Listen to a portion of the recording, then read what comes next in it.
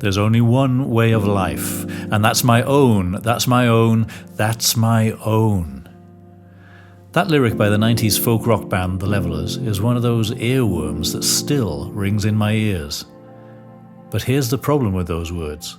What if I don't know what my own way of life actually is? And even worse, what if there's not one way at all, but two? What if I've always been two very different people in one body? Two different people needing very different ways of life. Okay, let me introduce them. Stephen 1 wears polished shoes.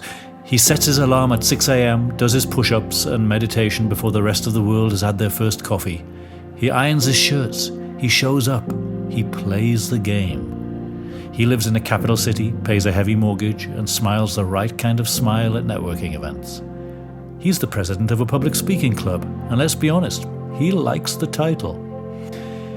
He chose to become an opera agent because he wanted to move up the ladder, because after years of being at the bottom of a brutally hierarchical industry, he was done with waiting politely to be noticed. He wants the phone to ring, the emails returned, the doors to open, because he's earned it. Stephen 1 knows how the world works. He wants the good things in life, and more than anything, he wants to be liked. He's diligent, a good citizen, but always chasing symbols of success and wondering why he still often feels left behind. Because Stephen 1 hates to feel like an outsider, and he avoids rocking the boat at all costs. And then there's Stephen 2. Stephen 2 once thought he'd be a rock star. He was the kid in a heavy metal hoodie, playing guitar in his bedroom, dreaming of stadium lights and freedom. He doesn't wake up early, unless it's to watch the sunrise from a mountaintop somewhere in Nepal. Stephen 2 doesn't care about titles or tailored suits or what you think of him. He wants to feel life. He wants to live in a small cottage with solar panels on the roof and a herd of animals, goats, chickens, geese. He wants dirt under his fingernails and wind in his hair.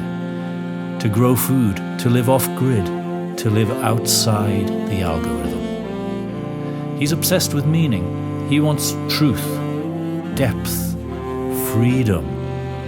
He reads and espouses out-of-the-box theories, not for the shock factor, but because he's seen too much not to question the script. Stephen 2 loves rocking the boat and will happily argue his reasons for not complying, not following rules set by politicians, and not believing everything we're told. He runs from the conventional and he's in love with the universe. To him, the greatest success is spiritual evolution. And so the battle rages. Stephen 1 says, get the next client, secure the win, smile and nod, pay the bills. Stephen 2 says, burn the script, let's leave it all behind and live barefoot in the mountains. So which one am I? Which one do I choose? Corporate or creative? Comfort or freedom? The bank or the earth? Why is it so damn hard? Some days I feel torn down the middle, like I'm carrying two small devils on my shoulders, each whispering their gospel in my ears, each one asking me to betray the other. But how about this? Maybe this isn't about choosing one or killing the other at all. Maybe it's about letting them talk, letting them dance. Maybe Stephen 1 brings structure and momentum, and Stephen 2 brings soul and colour.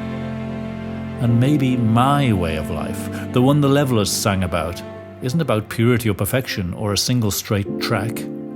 Maybe it's the tension that creates the art, the friction that forges the fire. Maybe the truth lives in the paradox. Because if I can take the discipline of Stephen 1 and the wild heart of Stephen 2 and let them walk this winding path together, then maybe I don't have to choose between the world and myself. Because they need each other.